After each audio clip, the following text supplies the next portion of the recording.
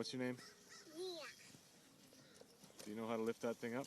Yeah. Whoa. Get your knee under it. Very good. All right, off you go. Whoa, whoa, Nina, whoa, slow down, whoa, whoa.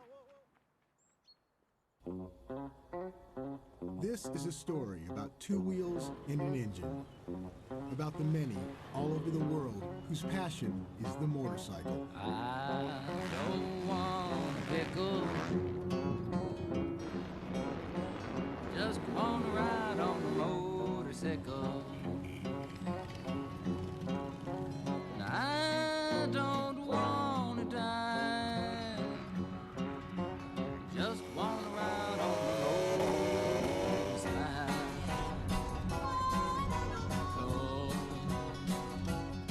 It was late last night, the other day. I thought I'd go up and see Ray. So I went up and I saw Ray. There was only one thing Ray could say was I don't want a pickle. This is a story that spans generations, crosses borders, and defies stereotypes. It's adventure and family, adversity, community, and competition. It's a story about undying devotion. Yeah, and I don't want to die. It's about nothing and everything all at once.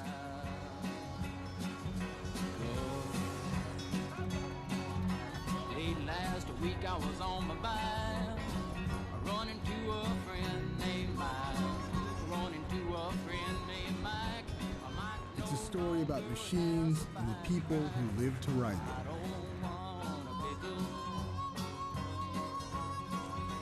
And it's about that simple thrill of turning that throttle.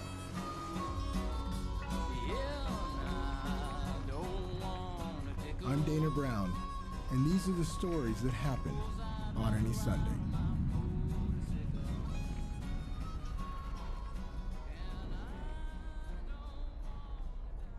Sundays, ride day.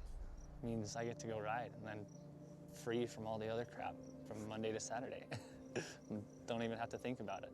There's some connection you make when you're small about the fascination of motorcycles. I don't know quite what that is, but nevertheless it's very deeply seated within you. I know at 8 years old I was building quite pretty big, like dodgy built, you know, plank of wood with a heap of bricks underneath it, but I was building like big jumps that were, you know, I'd come flying down a hill and jump. Three of my friends laying on the ground with their bikes and land on a sketchy little landing with bricks in it. Exploring the limits has been part of motorcycling since the beginning. The Daredevil has been around since motorcycles first hit the road in the late 1800s. Sideshow performers who took ridiculous risks to wow the crowd and make a buck. Back in the day, it was less a matter of skill than just kind of being nuts. There was one man all other daredevils were measured by: Evel Knievel. A cultural icon whose feats would inspire a whole new generation of riders and ultimately the 21st century sport of freestyle motocross. Of this new crew of daredevils, one man stands above the rest: Robbie Madison, a daredevil since birth. As a kid, I was a big dreamer, you know. I was out there building jumps in my front yard as young as I can remember. I think I was 2.5 or 3, like my son's age now, and we had this little step. I just tried to ride straight off it, and I, sure enough, went straight head first, smashed and fractured my skull.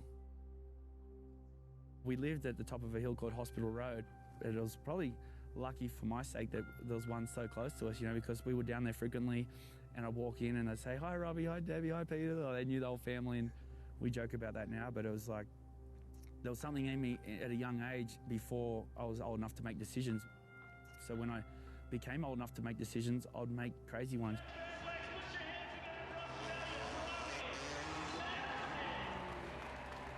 I see Robbie's kind of already made his mark in freestyle. He's been a top 3 guy for however long. I met Robbie in 2005 when he first came out to an event I was doing called Ride to the Hills, this natural terrain free ride event. And, you know, if there was a jump that they didn't want to hit or something, he'd be the guinea pig. He's that guy that's willing to go first and take a chance. Done for the day. Anyone ever got any complaints with that? No, bro.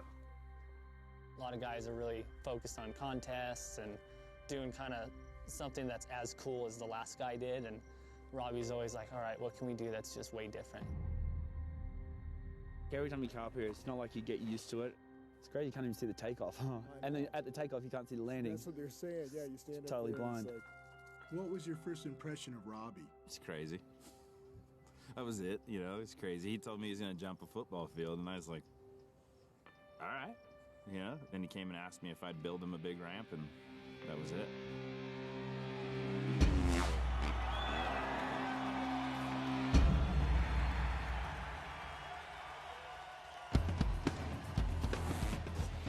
I think he's hands down the modern day 21st century Evel Knievel.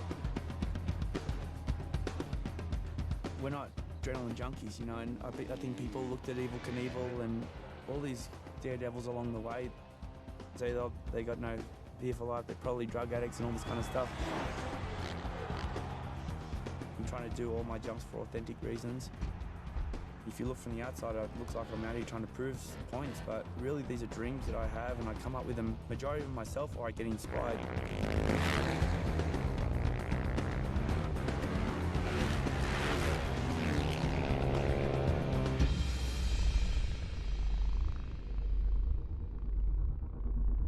He pitches to us all the time. You just sit there and you're kind of like overwhelmed.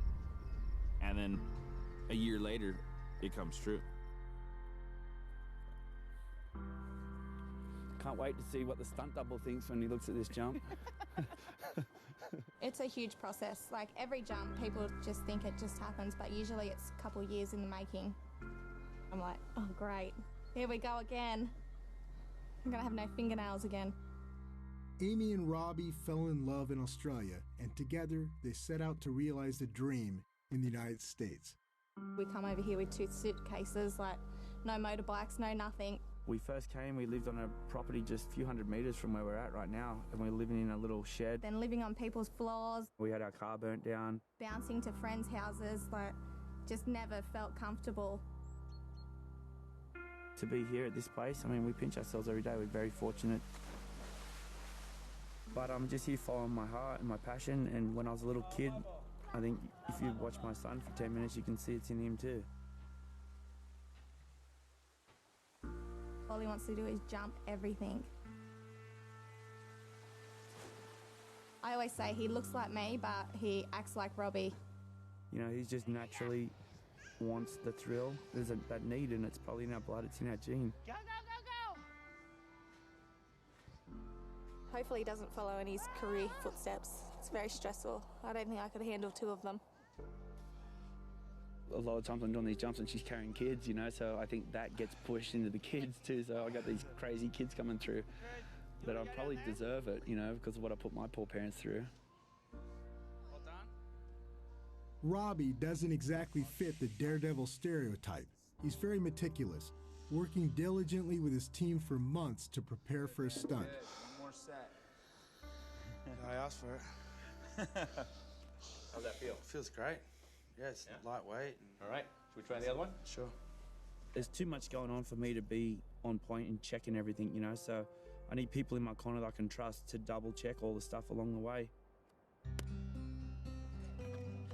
We talked about it and talked about angles and pitches and all the rest of that stuff. And he goes, you think it would work? I was like, heck yeah, it'll work. Let's do it. When did you first hear about this from him? Like 2-3 weeks ago. Yeah, I'm a gossip queen, so he didn't tell me much right away, which is probably smart. It's huge. Somebody's life, you know, and they're trusting me to go off the jump that I made, so. The plan was simple. Come to Park City, Utah, and jump his bike off the 120-meter Olympic ski jump. He would soar the distance of a football field while dropping more than 200 feet. He told me he's going to ride down the mountain like Daddy. And I'm like, yeah, maybe not this week. Yeah, like give it a year or two. Let Mommy get over this one. I feel pretty nervous, but I think I'm more nervous because I am pregnant. I've got all these extra emotions, and I think it's my being safety Sam, like pointing out all the dangers, all the extra things that could go wrong to Rob. I feel like I've kind of checked off the list and everything's in order and we're set to go. As long as Mother Nature is the only one I can't control, but I looked at the weather and it's saying between 6 to 10 miles per hour, so it's not ideal, but I said, like, let's get up there at the crack of dawn and then we have the whole day to decide when we're going to jump, you know.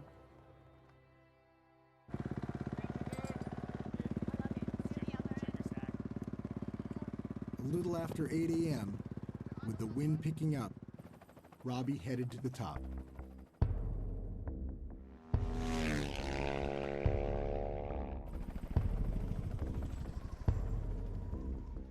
Daddy gonna jump down there? Yeah?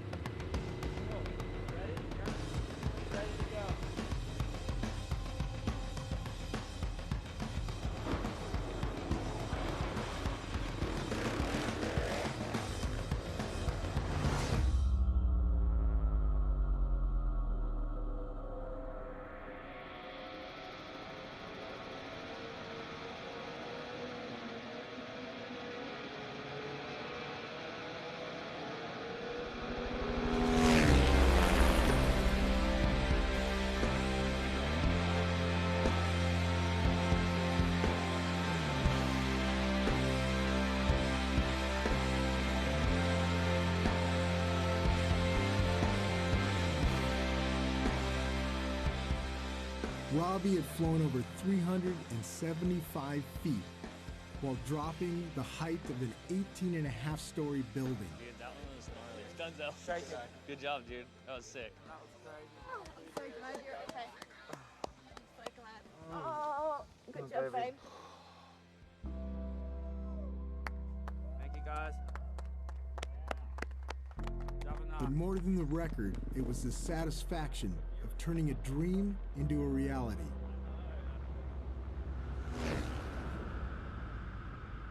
While the Daredevil has greatly evolved in the century and a half since the motorcycle was introduced, there are other forms of riding that haven't.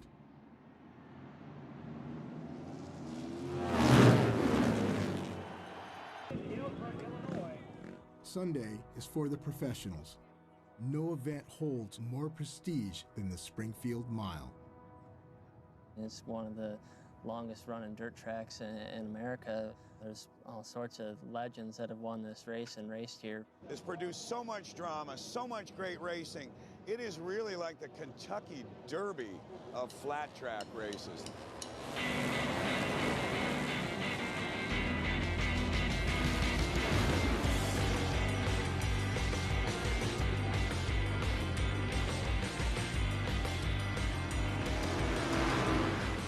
Flat track racing is so difficult because it's so simple at the same time. First place to last place will be within a second.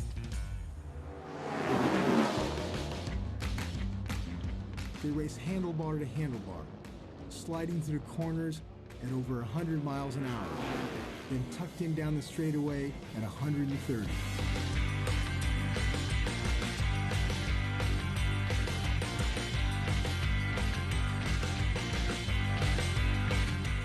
It's a sport that, I hate to say quit evolving, but I think that's also the beauty of it.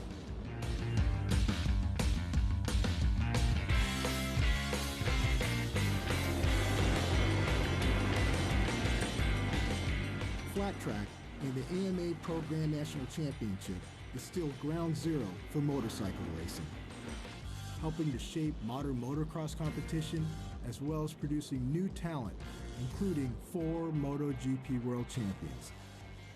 To be able to have that feeling of whether you have traction, you don't have traction, that's where a dirt track comes into a good effect for road racers. All the GP guys starting a flat track and start training, and you know, if you look back, that's where all of them came from.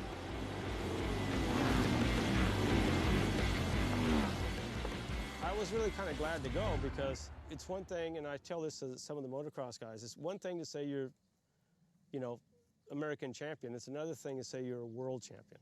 It's a whole new meaning. This is MotoGP, Circuit of Americas, the newest stop on the MotoGP Tour. MotoGP is the top tier of motorcycle racing, a $100 million tour that takes place in 11 countries across 4 continents with millions of fans worldwide. It's a traveling carnival comprised of 48 racers, hundreds of mechanics, technicians, and media following along the way. It's been the most prestigious form of racing for decades.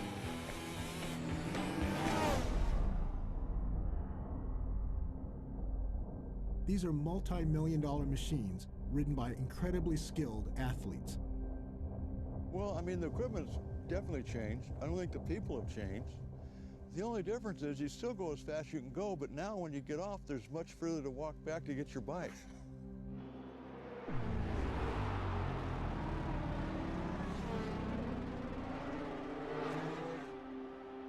MotoGP is a very dangerous sport.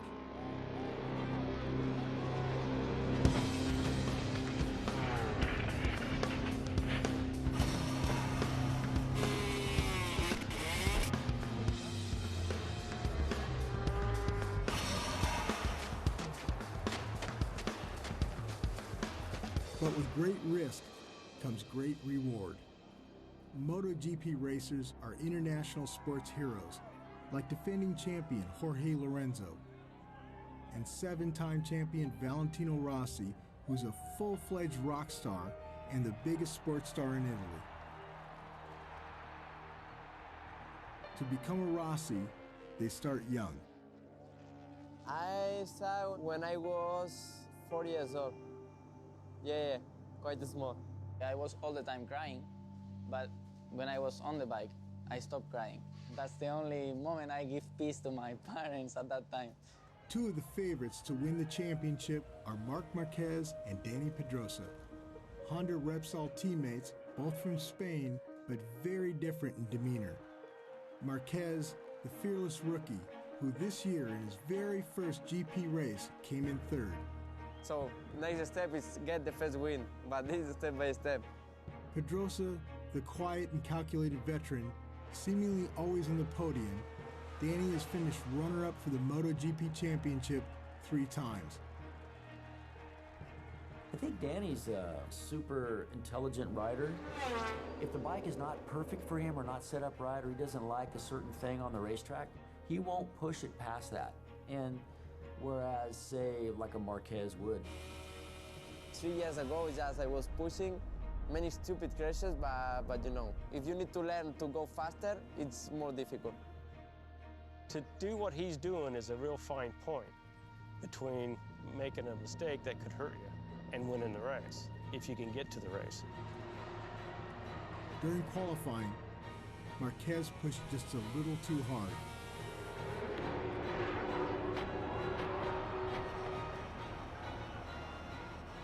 First crash of the season for Marquez. It looks like he's okay, Marc Marquez, but he looks like he had a fair old bang.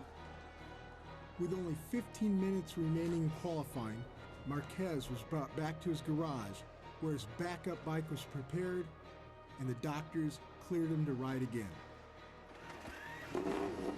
Only 10 minutes after his crash, he was back on the track and going faster than ever.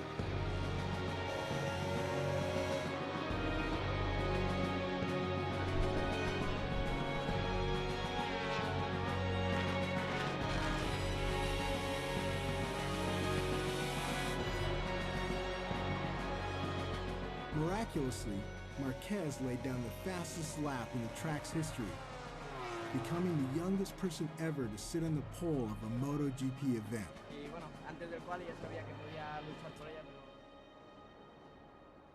Marc Marquez has already rewritten the history books yesterday. Can he write another chapter this afternoon? Alongside him is his teammate Dani Pedrosa and the world champion Jorge Lorenzo. Nearing 2 p.m. race day, the riders lined up on the grid for 21 laps. Welcome to the second round of the MotoGP World Championship. Oh, not a great start from Jorge Lorenzo on the inside there. He was very keen to pull the bike across, and he's going to lose position. No way through at the moment for the youngster. Well over 210 miles an hour. Pedrosa leads. For the first 10 laps, it seemed to be Dani Pedrosa's day. Some races you are there and you just feel everything in slow motion.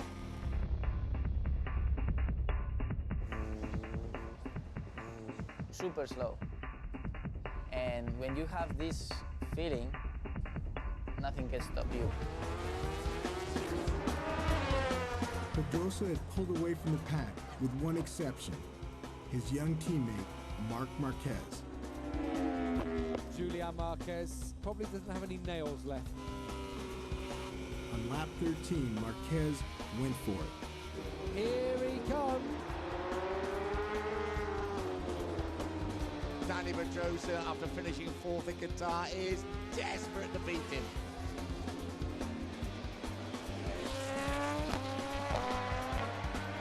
Braking for the last time for turn 12. No mistakes now. Surely now we are talking about the new Valentino Rossi. He's special in his own rights, this one. Marc Marquez, the youngest ever winner of a Premier Class Grand Prix motorcycle race, wins in Texas. Marc's father watching with pride as his son realized a childhood dream, being congratulated by his idol, Valentino Rossi.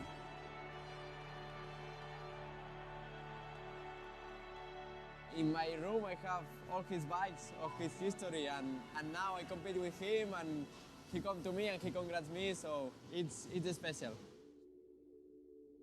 Finishing second for Dani, it was a good day, but not a victory. When you are close like today and you cannot manage, it's you can taste it. When you don't have a good Sunday, it's the longest afternoon ever. The next step is try to get that experience for be ready for fight for the championship next year.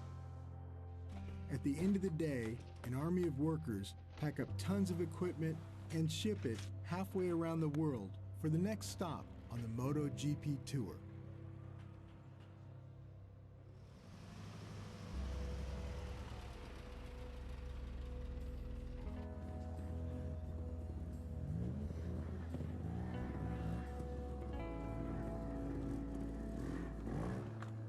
In the world of motorcycles, not everything is about competition.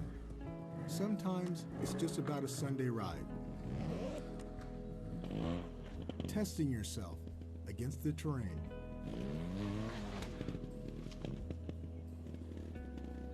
Some Sunday riders are better than most, and one of the best is Carlin Dunn. Carlin works with his dad, Trevor, at their Ducati dealership in Santa Barbara, California, which Trevor has owned for 35 years. A former road racer from South Africa, he was a single dad, raising his son and daughter the best way he knew. We lived above the motorcycle shop when I was a little kid. I wasn't going to be like an interpretive dancer or anything. It was a motorcycle rider from the get-go. It had training wheels, and all he knew was on. So as soon as he got dangerous, I'd kill the ignition. He would just freak out. He would stomp his feet and go, no, no, no. He wasn't like a lot of racer dads where he's taking me to the track and let's practice. It's just what we did. He was coming up, I was going out, that we were both competitive with each other. That was the best time of my life. Don't scratch through my stuff, Colin. I'll just put it in there.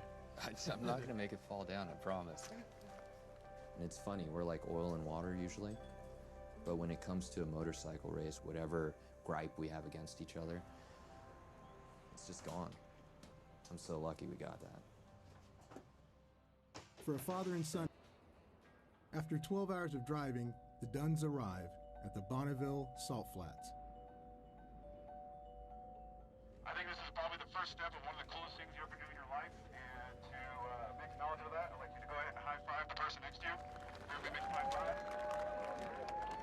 You get out there, and it's like being in a snowy parking lot. It's like snow. It's like the consistency of snow, feels like snow, looks like snow, but it's blazing hot.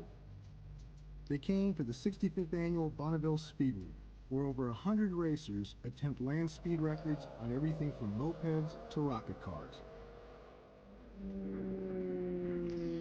It's a happening that gathers riders from all over the world. Bonneville number 6 for us, and we took it on the plane in suitcases, reassembled it here, and broke 4 records. I think all these old pieces tell a story. It's not shiny and off the showroom floor. I mean, the passion that goes into building these things. In this garage, that was the fastest thing that's ever going to be. And it comes out here and reality just slaps you right in the face. It happened to us. There's no practice runs at Bonneville. You get in line, wait your turn, and at the starting line, off you go with a little help from your friends.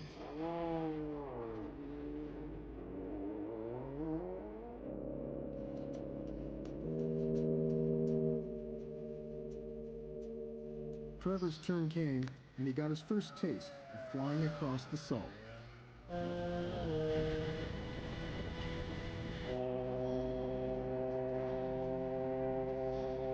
At the end of your run, you're picked up by your pit crew / personal nutritionist / life coach, and then you drive back to the starting line where the roles switch.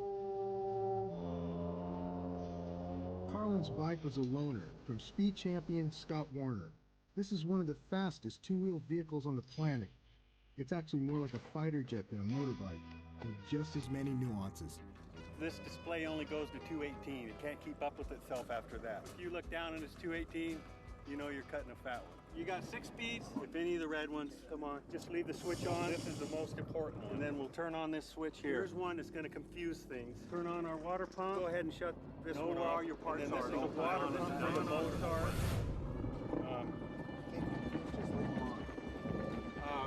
It happens. So Carlin, with his head swimming, on a bike he'd never ridden, at an event he'd never raced in, set out across the salt. 100 miles an hour, 150, 180 miles an hour. That thing is fast. I think I was only in my 3rd gear. While Carlin was riding a rocket across the desert, his dad wasn't. Trevor would spend more time working on that bike than riding it. Nothing like smelling 110 octane hot van in the middle of the afternoon. In the end, dizzy from the fumes and the heat, Trevor decided just to watch as his son made an assault on the Bonneville speed record.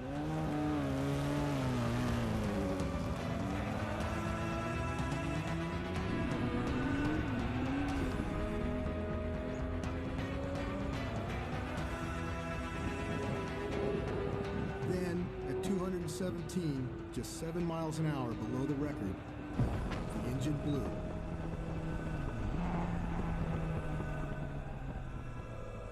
And now for the really tough part, returning the broken fighter jet to its owner.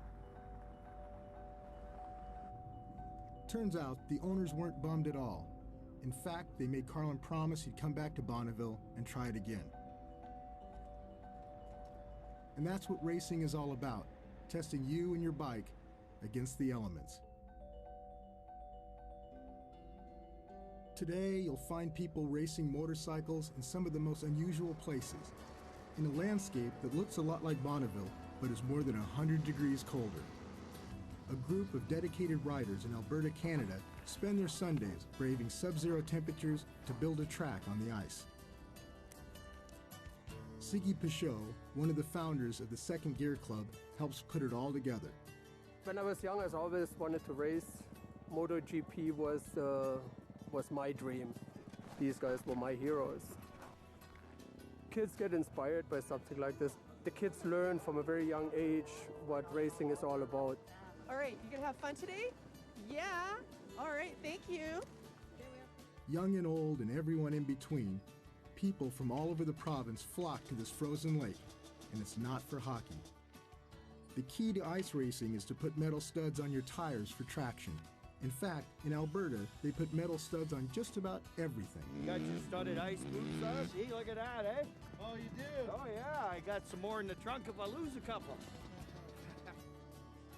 So mind your ride, pay attention, don't kill anybody, but don't make them bleed on the track, okay?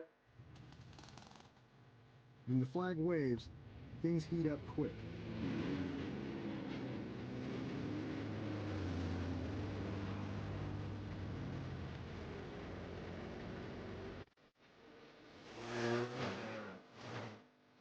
There are no trophies, no prize money, just sub-zero fun.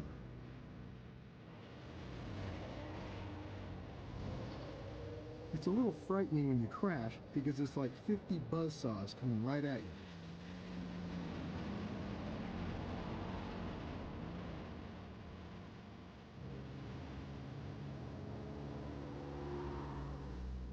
And that Can-Am, I rode one of those Can-Ams once. They're not like the new age bikes, I tell you that much.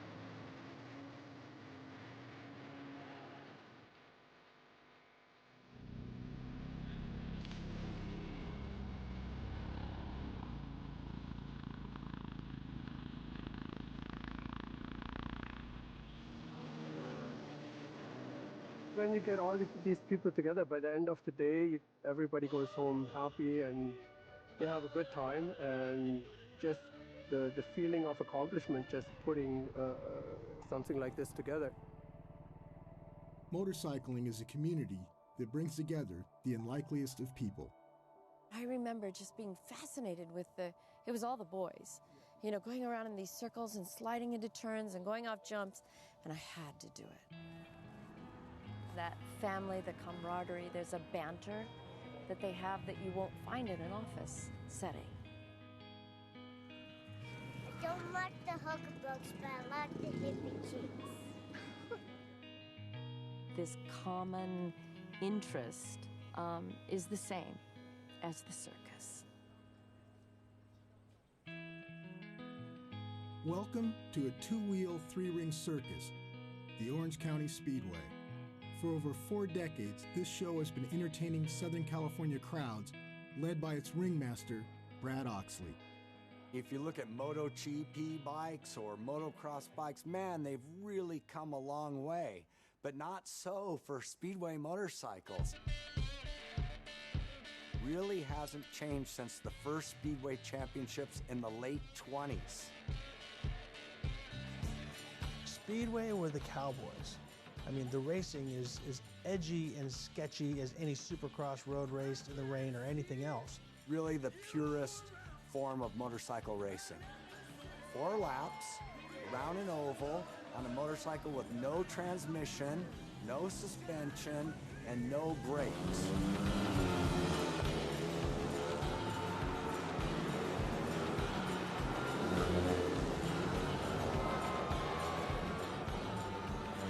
Speedway racing in general is amazing. The crowd energy, and it's all packed into like this really small, like horse arena. Races are run back-to-back, with a new one starting every 3 to 4 minutes. A night at Speedway isn't just about the bikes. There's also the sidecars.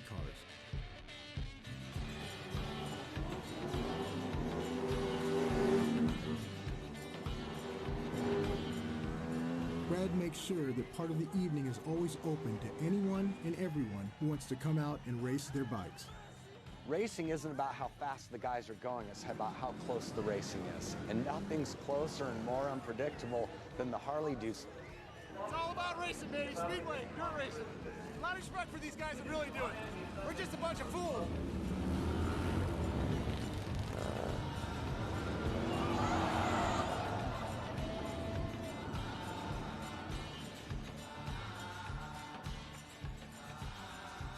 Someone's always going to end up upside down and burn a hole in their leg or whatever it is. It's madness. It's absolute madness out there. It's just like it always was, and I think part of our success is that we haven't changed the blueprint of Costa Mesa Speedway. We've kept the wheel greased and we tighten those spokes up and make sure it runs true, but we haven't reinvented the wheel. I mean, he's really a true motorcycle family and someone who I think really helps to keep motorcycling alive here in Southern California. Roland Sands is more than just a Speedway fan. He's also a former motorcycle champion and now one of the finest custom bike designers in the world.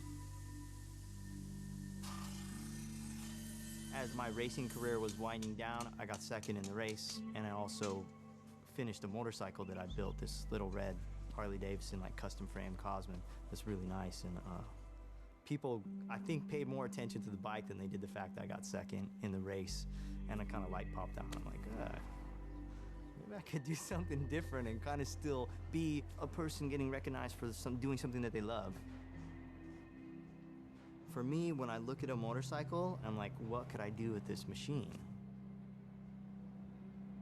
Roland and his crew are true artists, and they build their bikes for a very wide variety of clients. 3 years we know each other, yeah, 3, 4. Well, I lose track. You got a middle name, Roland?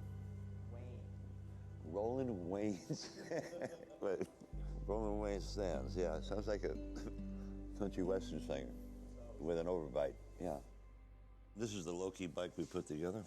Everything was well thought out. We fooled around with a lot of different ideas. And I like the fact that Mickey had strong opinions. The things that I think made the bike pop, you know, that really came from Mickey and his expression about what he wanted to do. Yeah, because you ain't gonna see 2 of these. No. You know?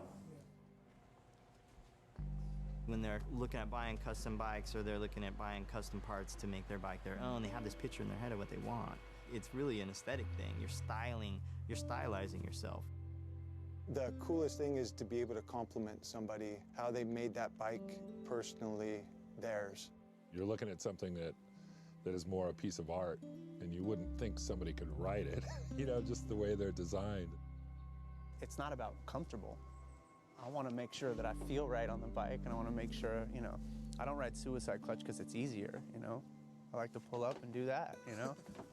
If you have a bad back and you have to look behind you to see what's coming, go ahead and look behind you. We just continue. Yeah. That's MotoGP style. Yeah, right? MotoGP style. We have a real relationship because we have something in common that we're passionate about. I mean, Roland and I have motorcycles in common, but probably that's about it. He's a pretty straight-laced dude. Roland Wayne Sands. For Roland, motorbikes are rideable works of art. Elsewhere, they're simply a tool and an absolute necessity. Rất sở thích của người Việt Nam, bởi vì phương tiện cá nhân đi tới đi lui sử dụng nhiều. Xe máy nó cũng giống như một cái đôi chân tốc hành vậy đó.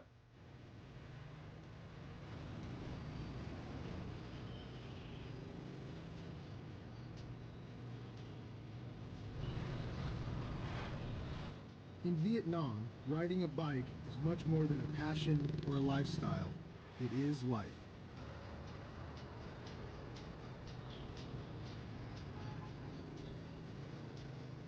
Thì chở là nó phải cồng kềnh rồi, thì nó cũng khó chạy hơn chút xíu thôi, thì mình chạy xe bình thường thì đâu có gì, nhưng mà chắc lên thì nó khó chạy xíu thôi, nó lắc cái đầu xíu thôi.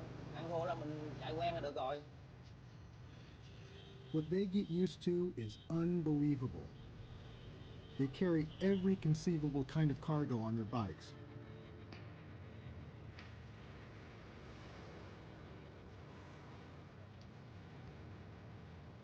And on occasion, you will witness a tragedy. The longer you watch the chaos and the traffic, you'll start to see a kind of organized harmony. And the amazing part is, they do this every day. That's us. We love that. So it doesn't matter if you're, you know, the average Joe or big time dude, your love is in that bike. And that love affair with the motorcycle can lead to some pretty extreme behavior. Racers are crazy, I mean, just period, point blank. And there's a drive behind some of these guys that overrides their sense of self-preservation. If there's one place on the planet where there's no sense of self-preservation, it's Erzberg, Austria, at a working iron mine. The site of one of the world's most grueling events, the Hare Scramble Hard Enduro. 500 competitors representing 40 nations.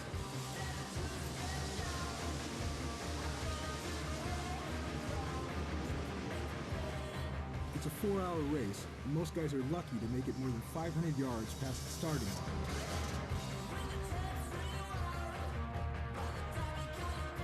You have to be very fit and very young, then you have a chance to finish it. But I'm old and fat. You have to be crazy to do this. A 21-mile course of pure hell.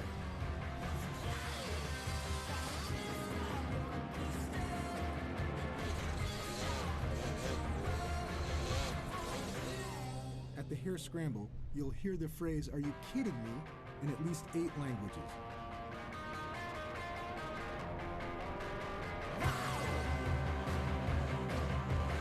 Out of the 500 riders who start the race, only 30 will actually finish. Really hard, but doable.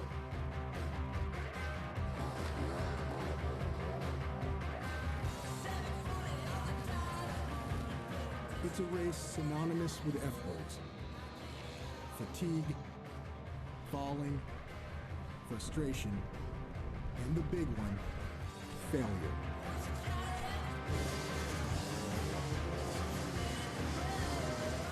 When it's over, you don't think about it, and you're looking forward for next year. That's a magic. And for those who do finish, it's less the thrill of victory than the simple relief of having survived. For some riders, the toughest obstacles aren't found on the track. We're back, ladies and gentlemen. My next guest is a 2-time X Games gold medalist for women's motocross, and she's the first deaf person to ever compete professionally in the sport.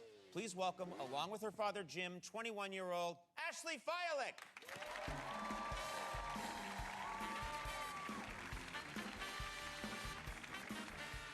I would think there might be disadvantages to not being able to hear if you're riding a motorcycle professionally. It's a little disadvantage. You know, I can't hear them, obviously, so I have to hold my line. I can't move around on the track, else I'll hit them. It's an advantage off the track because I can't hear them talking trash about me or anything like that. So it works out good. We're very happy about that.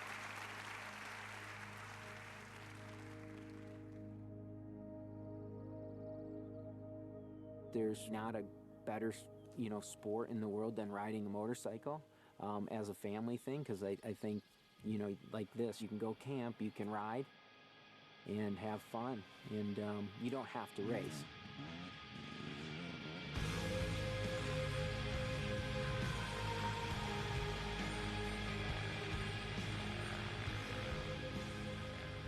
About 2 years old, Ashley would ride on the front of my motorcycle. So my wife would ride on a four-wheeler. Yeah, I always remember just sitting with my dad on the front and going through the woods, and we'd just go for literally like hours.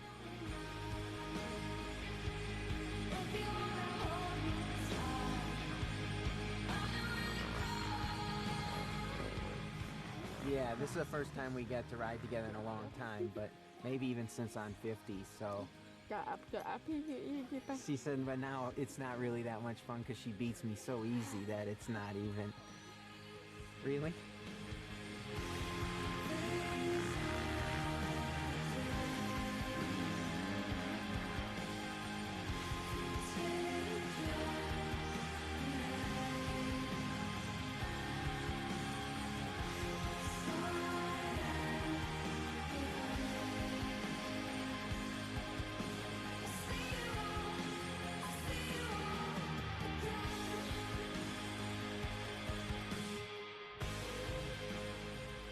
mostly just thinking, you know, it's motorcycles. This is what we did as a family, so we're close. We still do it.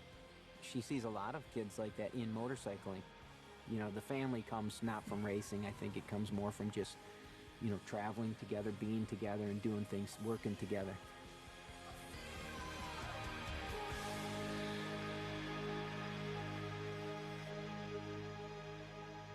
On Sunday, throw a bike in the back of a truck, and it doesn't matter if it's a dirt road, if it's a sand trail, if it's a cliff, if it's a highway, whatever it is, I can make it my own experience. And that's something that, I'm sorry, nothing else has. You're getting this incredible rush of wind and speed. It's just like a symphony of events that creates a sum that's greater than the parts.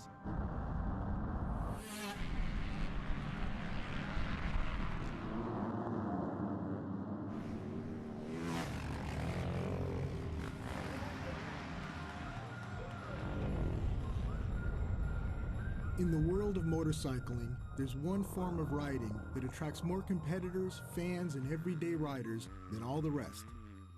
Men and women, sons and daughters, families and friends, you'll find them all across America on a motocross track. Motocross and supercross later on really fits a lot of the American interest, I think. Americans like things that are a little bit wild and rough, and I think this sport fits well.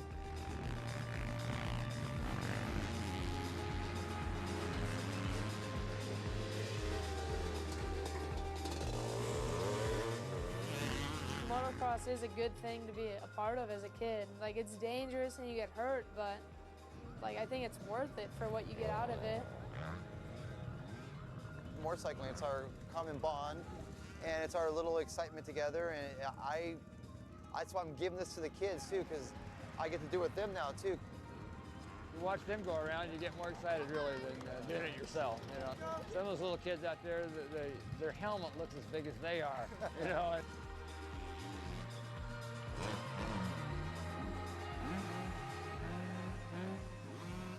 It's a disease, and once you have it, that's it. It doesn't leave your body ever. For those who are very serious about their hobby of motocross, they gather just outside of Sacramento at Hangtown, California, where the AMA Outdoor Motocross Series hosts an event. The first 2 days at Hangtown are reserved for the amateurs. Young and old, they come from all over the country to test themselves against each other.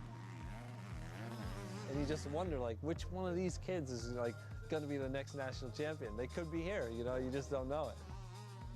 The final day is for the pros, which includes the Pro Women's Motocross. There's not one thing that I enjoy more than racing dirt bikes, because it's what I love to do, whether it be my job or whether it be a hobby. I mean, I love it.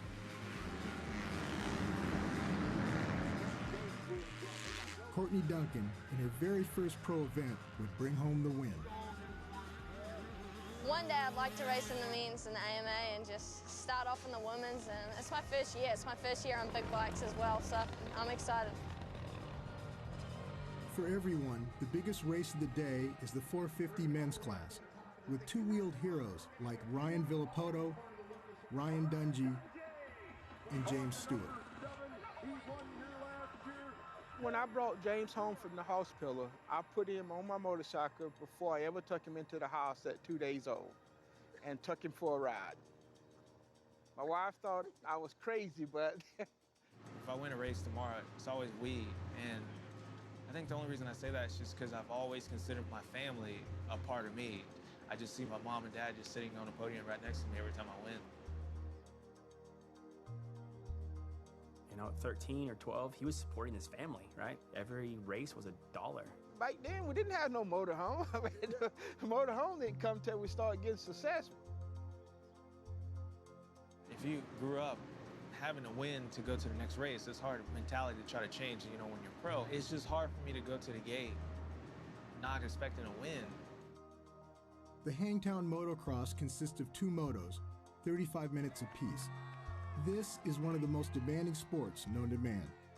Every time James takes his spot at the start, some of the world's best athletes line up against him. The race into the first turn for the hole shot is like nothing else. Half threading the needle, half running of the bulls.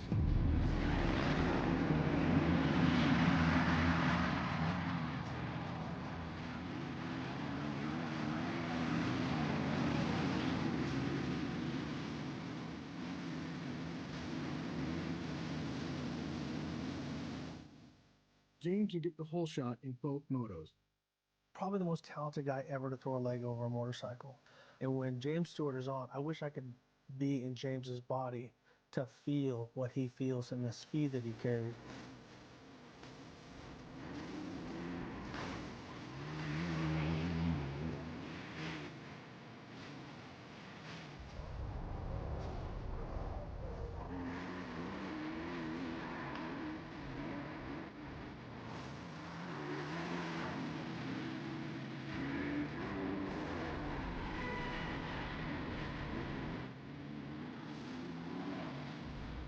No one sits down during a motocross race, and everyone brings their race face.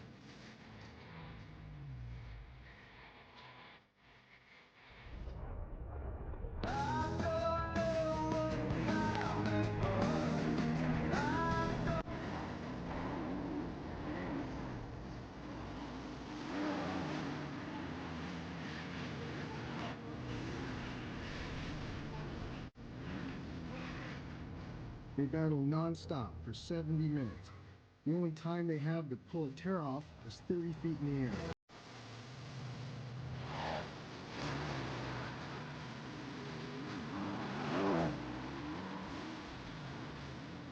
James battled hard, but ended up finishing third because it was Ryan Villopoto's day.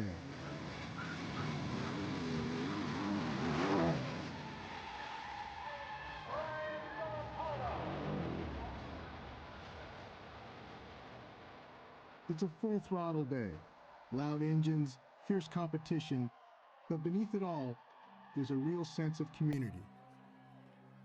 At the racetrack especially, it's a really family environment, but even the freestyle guys, I mean, most of them have families and kids and stuff, and you kind of wouldn't think it if you didn't know them, like just watching the crazy stuff they do, you know? See, everyone thinks action sports are like, oh, hooligans or motorcycles and this kind of stuff, but it's what I did as a family. I mean, it's what my dad loved to do. It's what all my uncles loved to do. It's what my mom was passionate about. And, you know, we'd go, if we went on a camping trip, we brought the dirt bikes. Hi, guys. Thanks for coming to Nitro. Appreciate it, guys.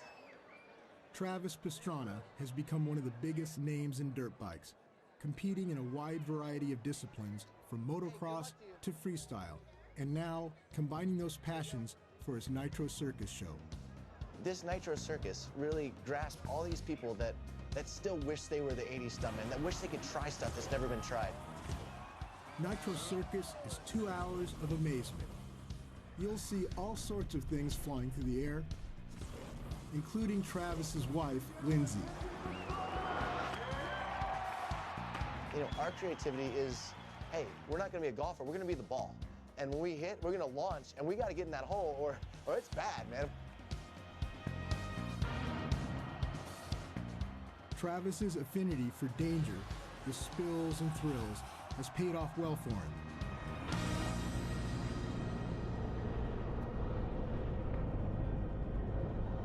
Travis helped pioneer freestyle motocross. He's also a 4-time rally car champion and even raced a couple seasons in NASCAR.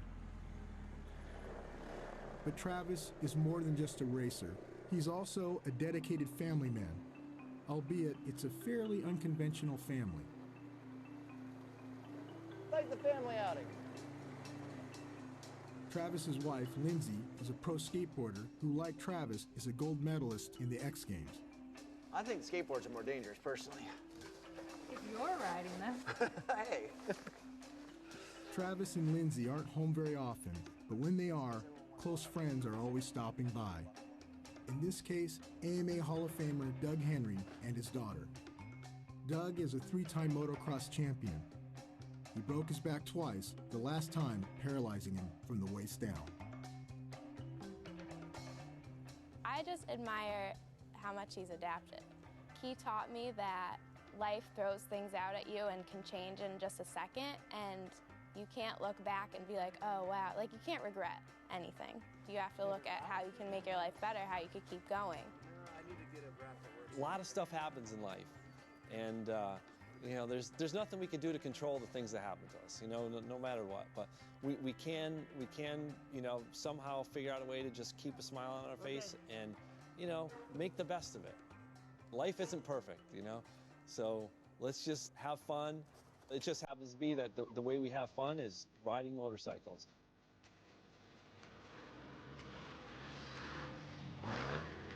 Doug rides on a bike that he designed for himself, and he controls the motorcycle entirely with his arms, shifting gears and using the brakes with his hands.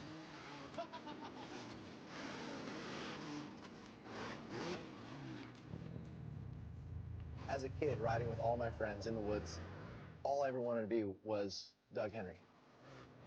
Doug was like pretty much my biggest inspiration, hero.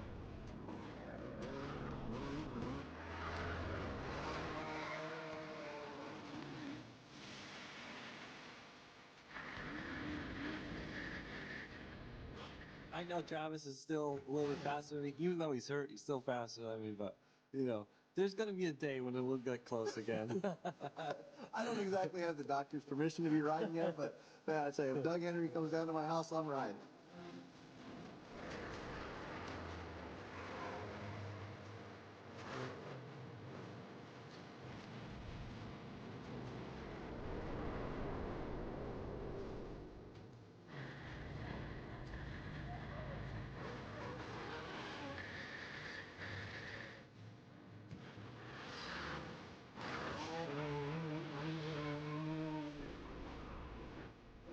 It's like I live on the bike. I love it. I don't know how to explain it. You just get lost. You know, I get away from everything.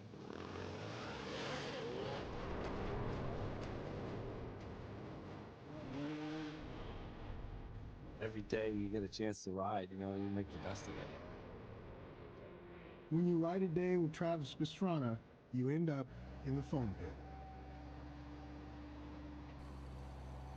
All right, so Travis, basically go ahead, hit it, go slow, and then just try and wheelie off of there. You got to wheelie off the top. All right. That's why it really shouldn't work. Like physics say this is not going to work. I heard that all before, but just tell me it's just got to. There's very few people in this world that I would say, like, it can't be done, and that they'll still continue on, and that's why I've always looked up to Doug. Doug's like, nah, I got this. Nice and slow, Doug.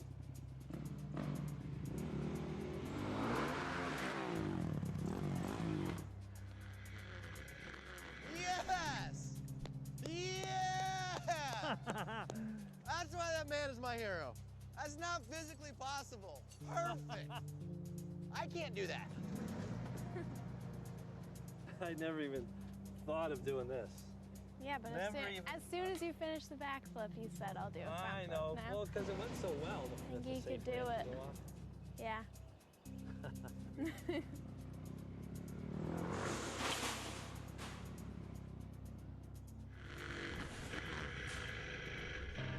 Nice! Woo-hoo!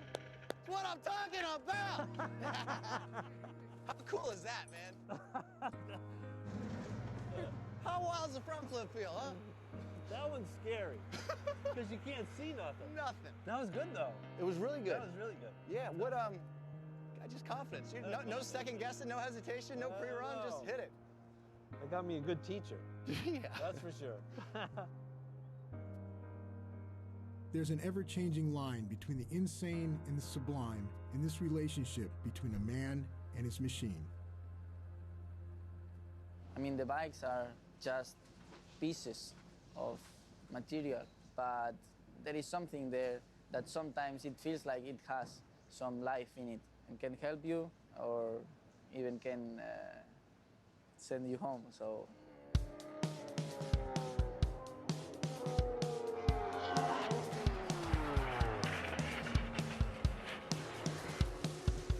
Riding that sharp edge between victory and disaster is exactly what shaped the MotoGP season.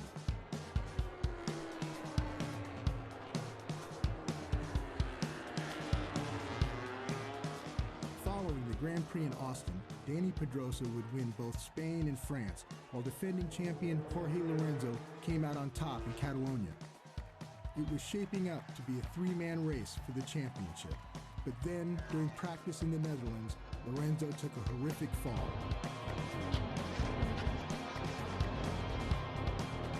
Badly breaking his collarbone, requiring a metal plate and 6 screws.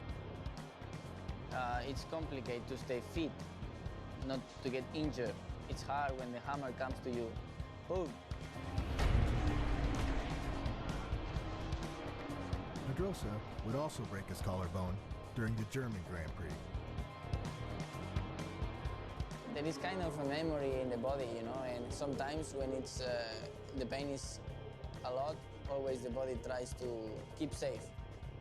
Meanwhile, Marquez would crash again and again.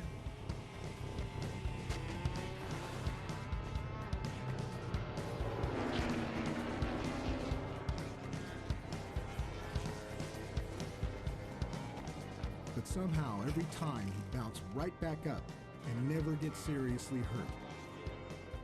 With Pedrosa and Lorenzo nursing their injuries, the door was now wide open for Marquez. The second Grand Prix victory beckons. The checkered flag is out. Marc Marquez wins here in Germany. To the astonishment of the experts, the 20-year-old Spaniard had stormed to the top of the standings. Didn't expect after 8 races lead the championship. In his first race ever at Laguna Seca, Marquez was pushing harder than ever. Reviving Marquez, that's Rossi in front of them. They're coming up towards the corkscrew.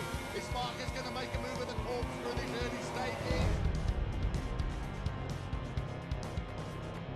And then Marquez goes through on the inside of the corkscrew.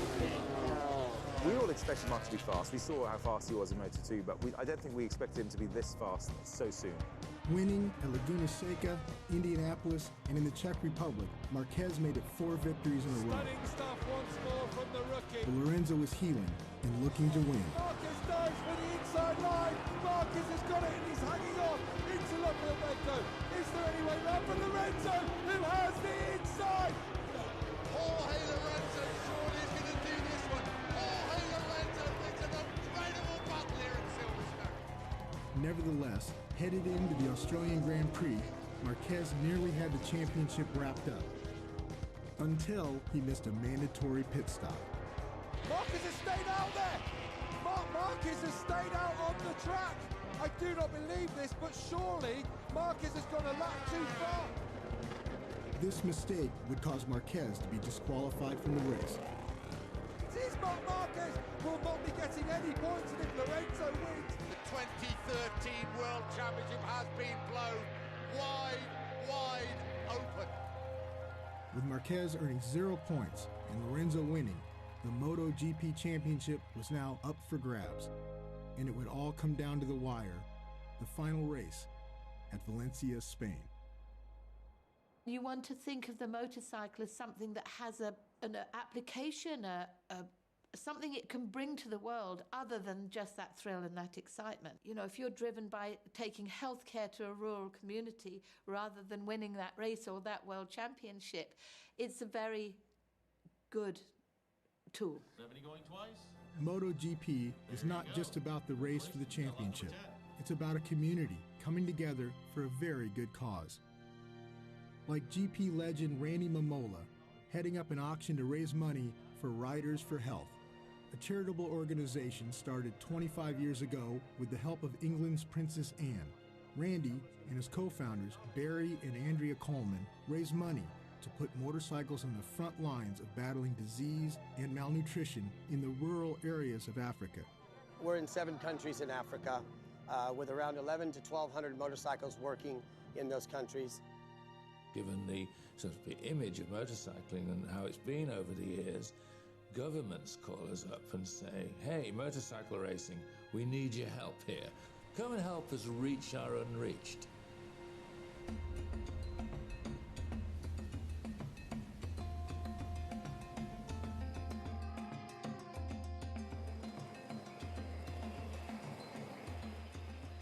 The Industrial Revolution really missed Africa.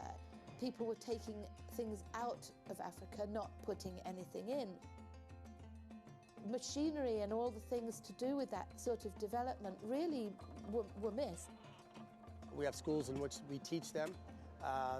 We found a lot about Africans don't want it to be done.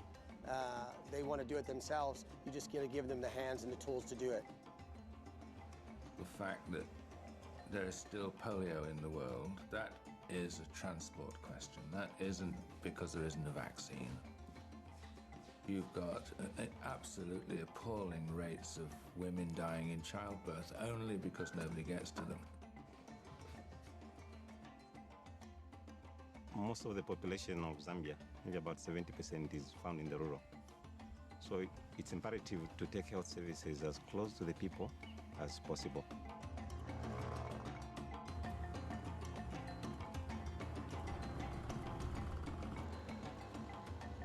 Before motorbike came in, we are not able to follow up them to the actual places where they are coming from, meaning that the disease was continuing.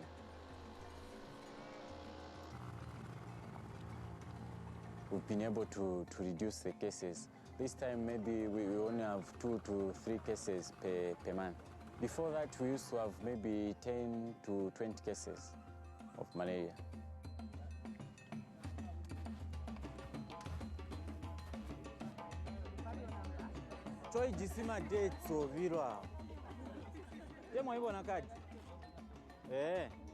Actually, I'm now enjoying my work. Before the motorcycle came in, I was just thinking of leaving this place because it was quite challenging for me to be able to offer the services that I'm supposed to give to this community.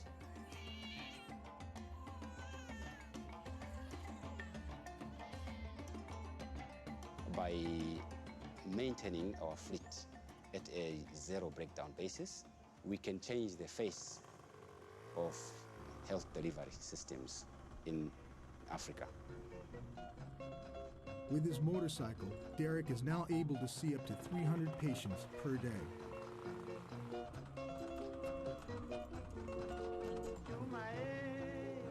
Not only is the motorcycle saving lives and changing the landscape of healthcare in Africa, Derek is becoming something of a two-wheel celebrity.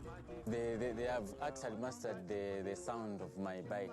You'd find that those who are still at their homes, when they hear the sounds, they leave whatever they are doing, then they run to the outreach post.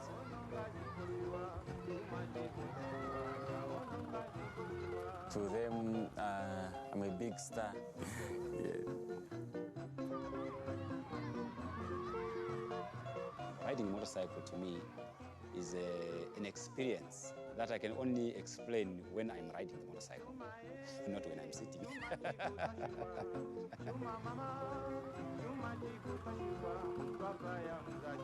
In Africa, the perception of motorcycles is just forming.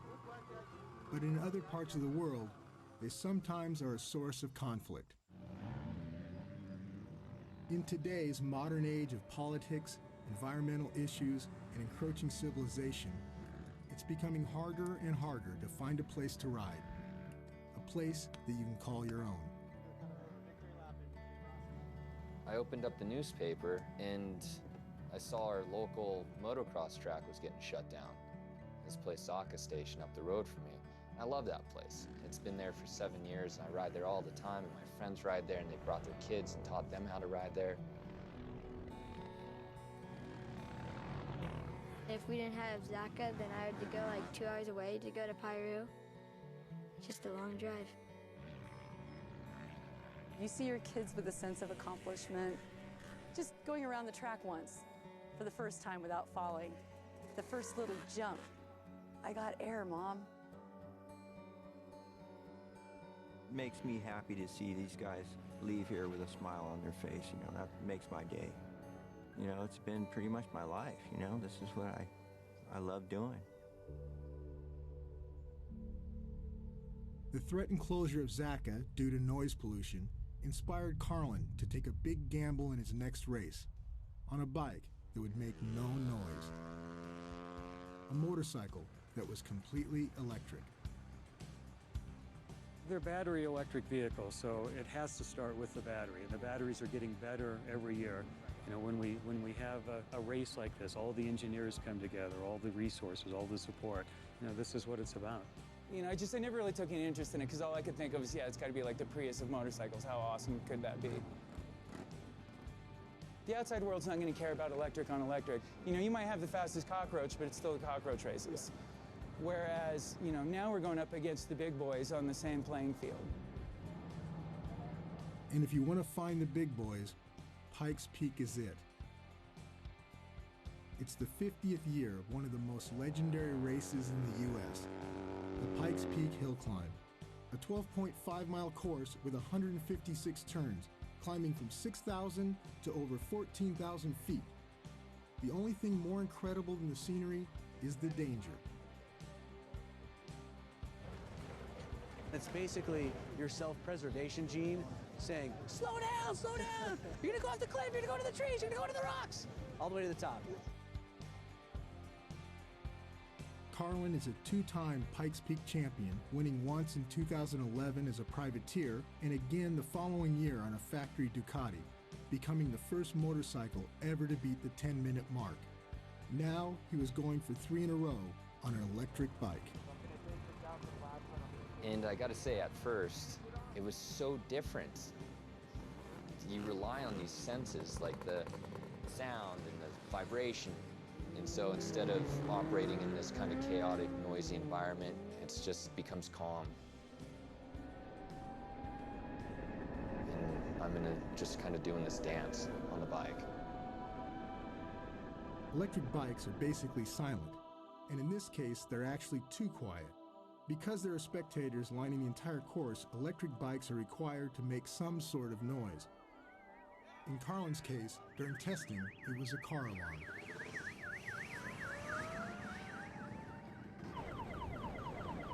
So here I am, I'm trying to be zen, you know, I'm whatever. And my bike is like making the most hideous noise. But you can't turn it off or else they'll disqualify you. It's like, this is some sick joke. Cruel irony is a recurring theme at Pikes Peak. Is the challenge of the mountain and the forever changing weather conditions that can manipulate into storms and rain showers and snow showers in a matter of minutes.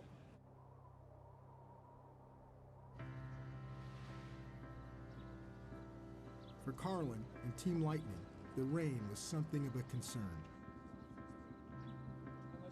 I asked Richard if we could get some rain tires, and he looked at me funny of why I'd ask him that, and he said that they'd never tested the bike in the rain before. Yeah, nobody knows what happens when you take a 400-volt battery pack and you drench it with rain. Oh, so maybe that might be a problem too. Yeah. You weren't looking to having kids down the line, were you? As the sun rises, spectators arrive by the thousands, and competitors get their game faces on. For every level of competitor that you see here, you have teams with manufacturer support going for victories in classes or overall. And then you have privateers coming that have tuned and tweaked on their own machinery and hand-built it themselves.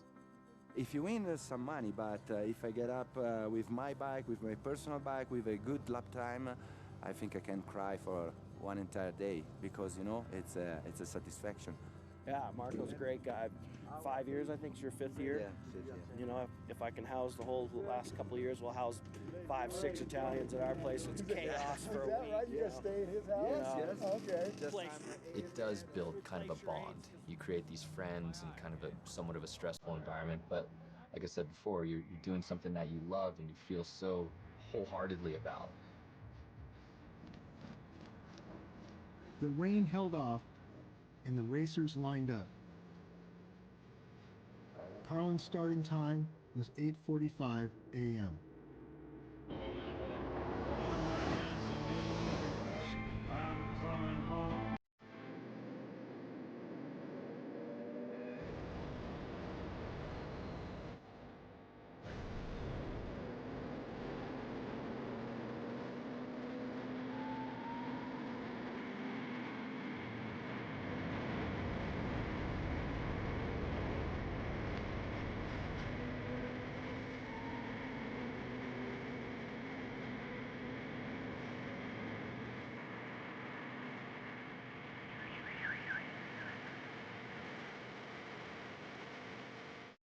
All that Team Lightning can do is wait and watch at the bottom, but Carlin was in the lead after split 2.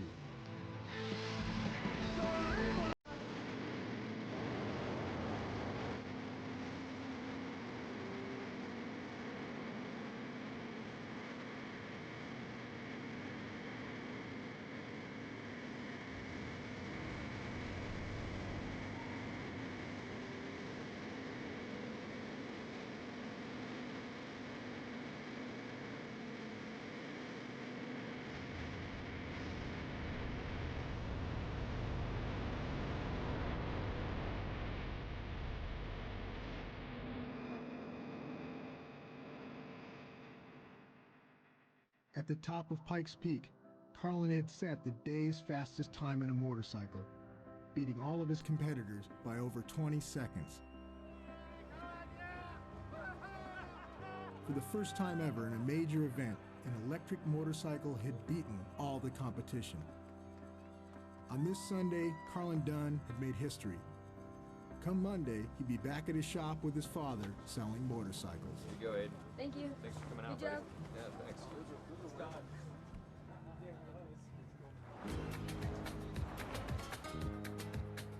In Spain, motorcycling is like a religion. There's more motorcycles on a regular day in Barcelona than there is in Daytona Bike Week. Because every kid in Spain wants to be a MotoGP racer.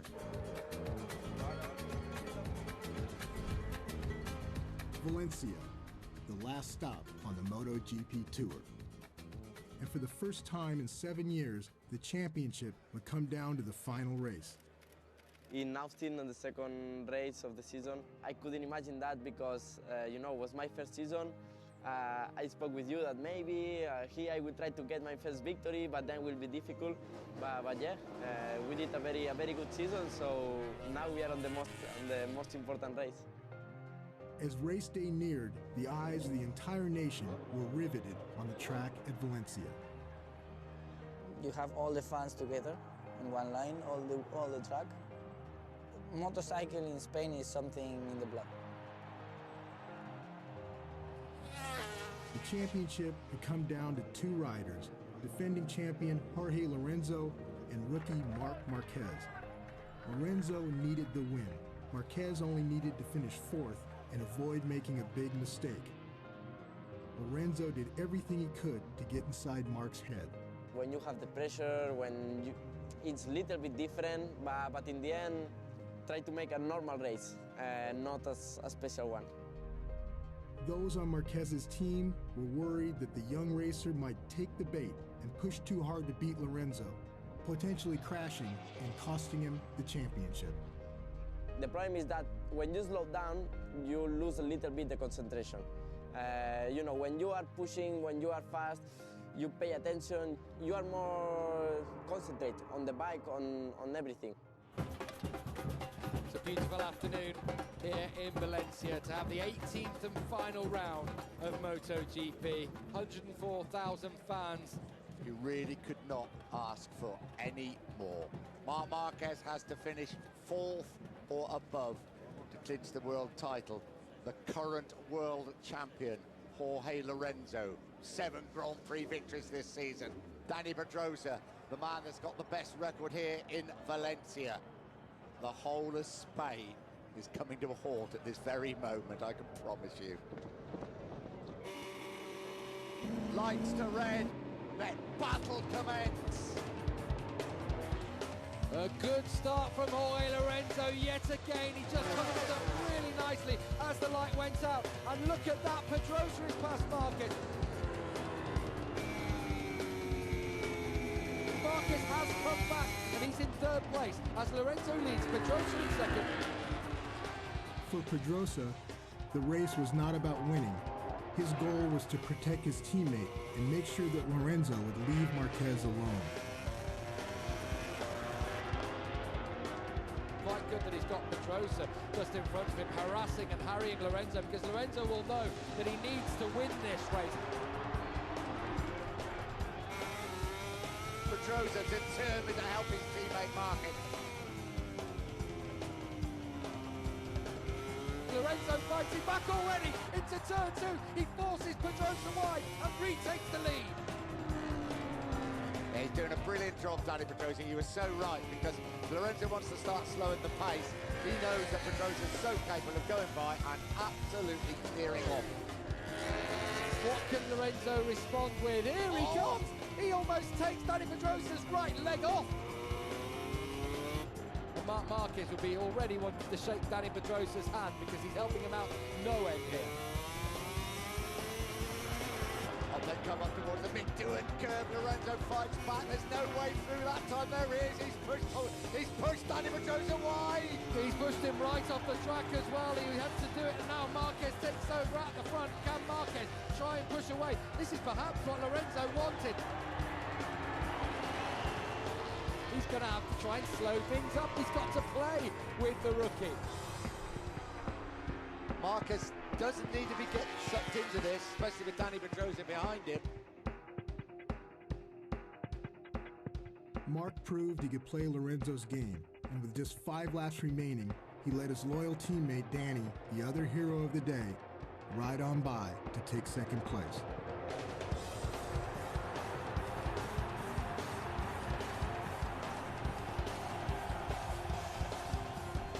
He's going to win his debut season in MotoGP to become the first rookie since Kenny Roberts in 1978. The new world champion in MotoGP in 2030 is the rookie Marc Marquez. He's done it.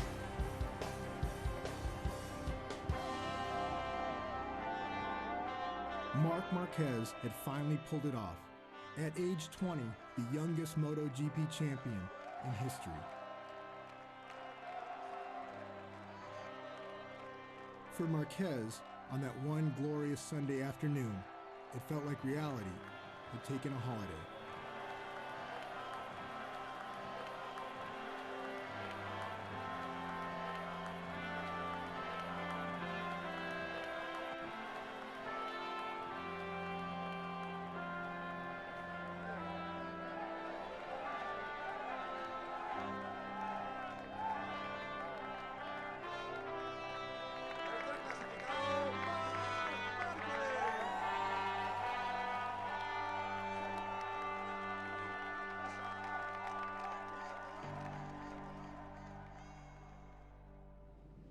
The truth about riding motorcycles is that there's way more to it than the cheering fans, the prize money, and the trophies. At the root of it all, it's simply about riding with your friends and having fun. And that's exactly what happens every Thanksgiving at Day in the Dirt in Glen Helen, California. Robbie Madison, Carlin Dunn, Roland Sands, Doug Henry, and hundreds of others show up to just go for a ride.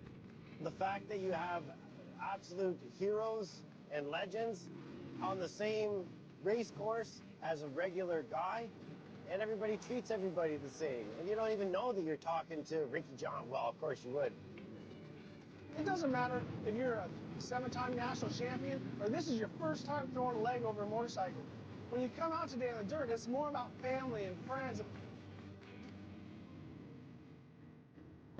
You and your machine are out there on the track trying to tackle these obstacles, and those times when you overcome a fear, you hit that jump for the first time, that feeling, you can't get that feeling anywhere. I can't. It's this big eclectic group. It's the end of the year. The season's over for everybody. So it's just kind of a who's who from every discipline. This is what it's all about. I'm glad I'm finally old enough to be able to appreciate it, just have fun. I'm trying to win nothing.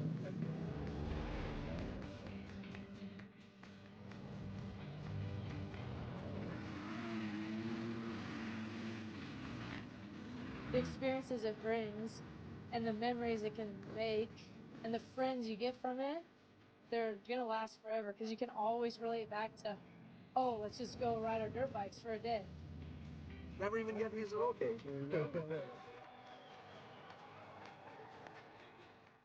It's a vehicle to see these places, to go explore. It means a lot more than going around with the camera and snapping photos off.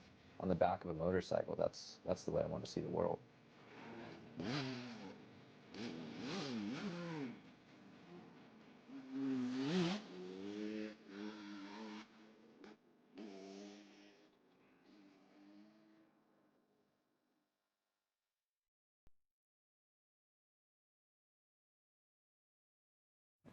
Kurt Caselli, American hero. That's what I'm saying. So for all you guys, let's do this loud for him. And enjoy the day in the dirt. Thank you all for coming.